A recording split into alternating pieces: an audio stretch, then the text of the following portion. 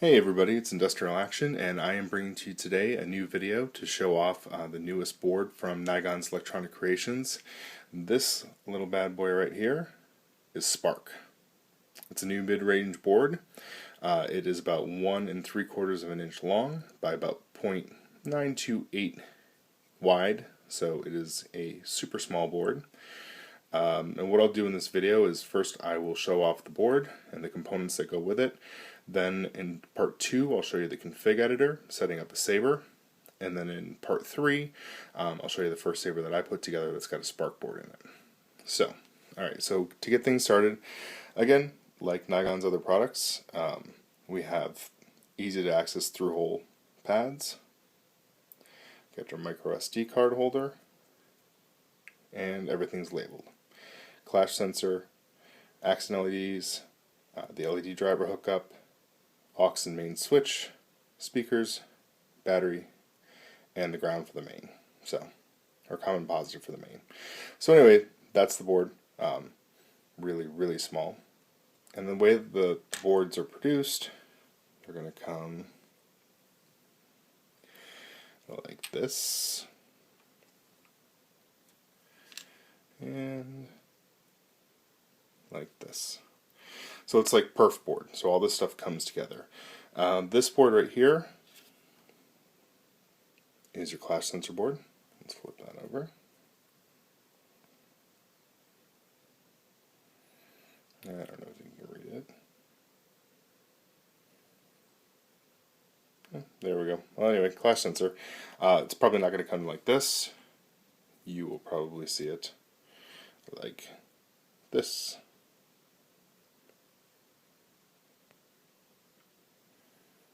So there's a clash sensor, soldered.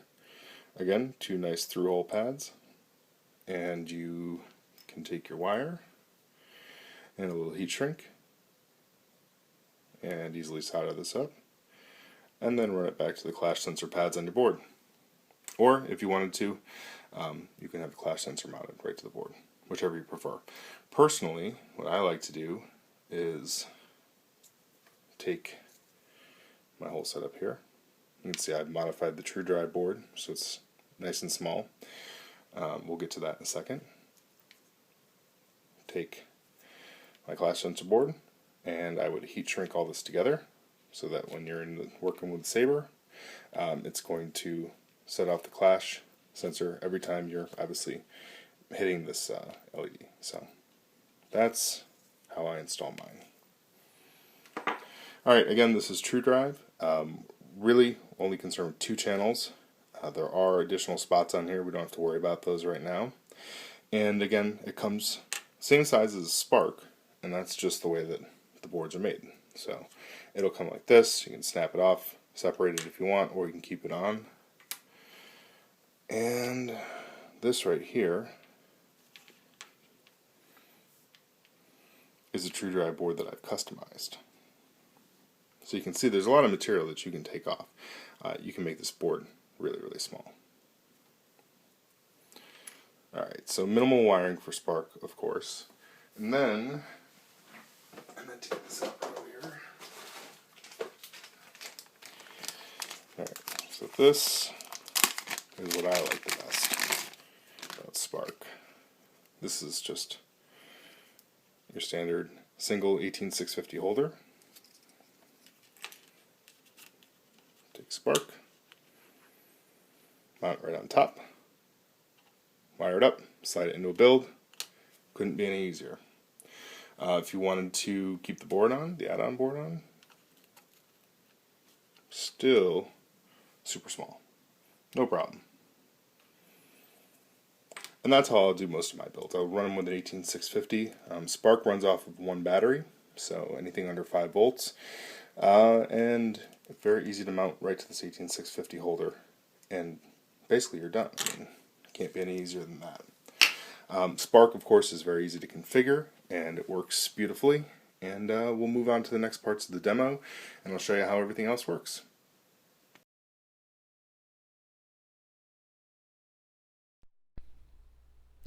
Alright, so this is part 2 of my Spark intro video.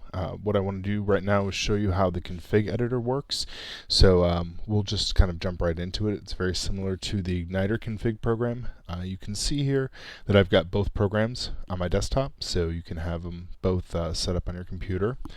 And what we'll do is we'll go in File, we'll open up our config. This is our config.ini for font number 1. If for some reason you didn't have the default package, you can just create a blank file that's called config.ini. It doesn't need to have anything else in it, and the program will automatically configure it for you, give you the default package. So that's a pretty cool feature. This is one that I've already set up. Before I get into it, I want to go up here and go to my color settings, and what I'm going to do is set up so that I see in my Sparkulator, my simulator here, I want to make sure that I see what I actually have in my saber for my testing. So for color 1, right now I'm running a Tri-Rebel. It's a green in parallel with a red-orange aux die. So I'm going to do green, and I'm going to set up the red, and I don't have a second die there, so we'll hit OK. Alright, so now with the config editor, we can configure a saber in just a couple of minutes here, but we'll just run through it. Basically, the first thing we want to do is choose the type of button that we're using for our main, so it's either going to be momentary or latching. We've got our boot sound. Then we're going to choose the percent of the voltage that we want to drive to the LED. In the case here of the red-orange die, what I chose to do is put in essentially a resistor off the red die to drop the voltage a little bit, but this way I can drive it at full power, and also full power here. We can bump this up to 99%. Essentially what we want to do is just leave a little bit of room for the blade effects. So I just did 98. We'll go into general, pick our lockup type. So we've got hold, or we have press and release. Press and release is when you, in this case, you would press the aux button for 400 milliseconds. You can see it here.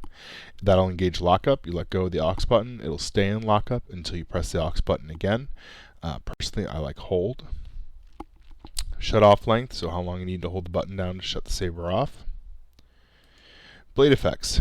This is one of the really cool things about Spark. Naigon made it super simple. So basically you have blade effects that are already predefined in here for you. Just pick your blade effect. You can test it out in the simulator to see how you like it. Same with the clash effects. You've got 8 different clash effects in here. Choose the length of your in and out, so your retraction and your extension. Go over to blade color here. We'll get into blade swap in a little bit. Right now we've got color 1 color. We're going to drive that at full power. Min color is going to be set to 0 in most cases. This is the color 1 and color 2 flash. So this is for our clash and our lockup effects. I'm going to essentially turn off the main and run a red-orange, the aux die, as my clash and my lockup. And then for my blasters, I'm going to do them color mixed. So this is going to have the green and the red-orange going at the same time. And what we'll see here in the simulator, got our blade effects, got our green main, lockup, red-orange, blaster blocks are color mixed. And we can zoom that in if we wanted to see it in greater detail. Alright, so we'll stop that. Go to audio. I'm using 2 of my fonts, so this is Essence Episode 1 and Essence Episode 2. I have the volume turned up pretty high on both of those fonts, so in order to not blow out the camera, I'm going to go ahead and set these to 15 and 14. You can bump them up to 16 if you want. If you really want a super loud saber, not a problem. Choose when your hum is going to start after your extension. Set up your motion parameters. This is basically where you can make the saber more or less sensitive. Then your accent patterns. So what you can see in here is all the different accent patterns for the different modes. If we look right now at our idle, that's Knight Rider 2, and we'll see it up here in the simulator. Want to see what our lockup is? It'll automatically change it. There's our blinking 3. Go up here if we wanted to, change to our clash. It'll automatically load whatever we have set in the clash, which in this case is extension number 2. So we can see that in the simulator, and we're done. So there's font 1, go to font 2, Basically going to leave everything the same, but in here we're going to go to blade color. Now we've got blade swap on. So what this basically just did is it made my main die now is my aux, and my aux die is now my main. So this label switches to C2 color. Run that at 255. For this one, we're going to do a color mixed clash and lockup, and we're going to do a straight green on the blasters. So we'll hit start and see that now our main is the red orange, lockup is color mixed, and blasters are green. And of course, we can set different blade effects. We can have separate audio setups. So if you have one font that we want to blast and another one that we want to have at a normal volume, there you go. Again, you've got your accent patterns, you can set up the motions, so you can set up the characteristics for each individual font. Save that. Open up our last font here, which is Sabertrax. You can see this changes down to just the 3 tabs, because in this one all we're going to have is our tracks and our font.wave. So we can set up the audio and the accent running pattern. And that's it. That's all we got to do. So in just a couple seconds that we were running through this, I've completely configured my Saber, tested out in the simulator. I know that things are good to go, and I can just go ahead and save and load this up to my computer or over to my Saber. So the next thing you'll see is a demo of my first build.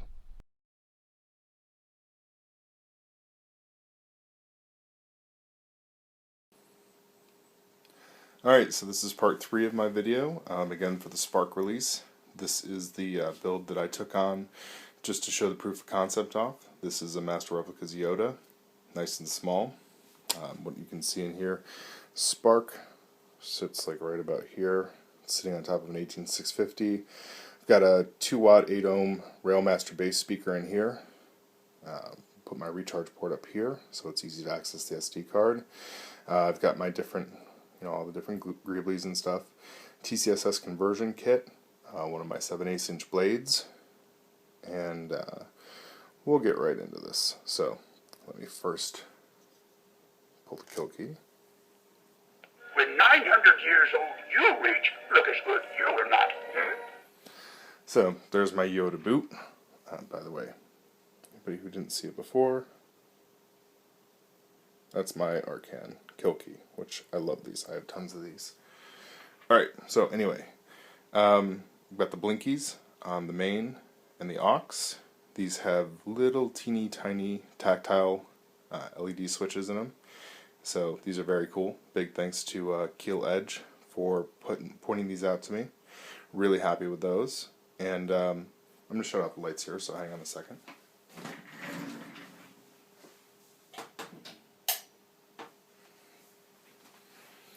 Alright, so let's see. My first font. Essence Episode 1. And I'll try not to talk too much during the video because you're probably not going to be able to hear me over how loud this is.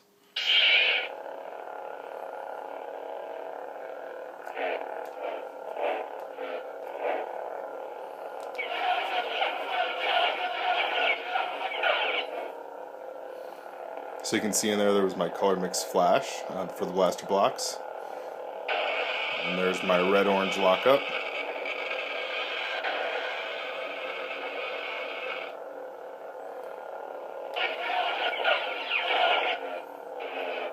As you can see, the Tri-Rebel is incredibly bright, even running off one battery. The G's in parallel are just gorgeous, and I'm sure I'll be using this in other builds for Spark. Again, here's the lockup.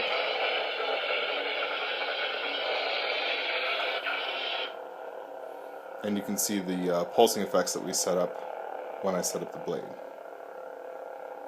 Alright, so we'll shut it down.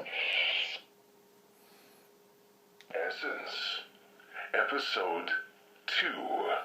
This is Essence Episode 2. I just finished up this font, so this is kind of a test. We'll see how this sounds. And you can see in this one, we use blade swap. So now, my main blade is the red-orange. Lockup, color mixed, and then my blasters are green. So this is a really cool feature. I mean, I love that. I could just play with this all day. This is definitely one of my favorite things to see in a saber, just to have the ability to swap the colors, even on a simple, uncomplicated build like this. So we'll shut that down. Go over to Saber Tracks. And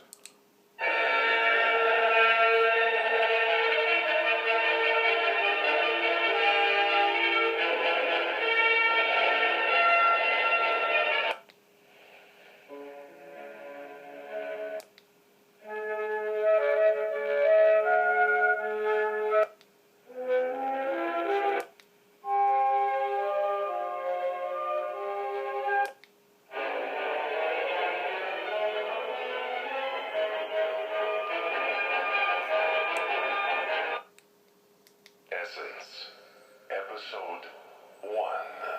so, just so you can see it again real quick. Green main. Color mix blasters. Red orange lockup. Essence. Episode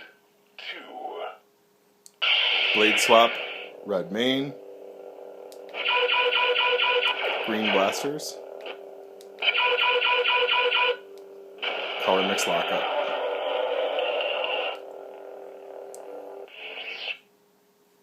Alright, let me turn the light back on.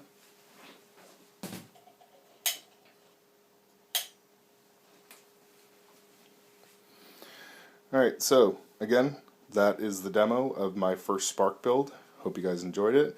You're going to be seeing a lot more stuff come from me soon with Spark in it. So I hope you guys enjoy it, and go out and buy a board because they are available now.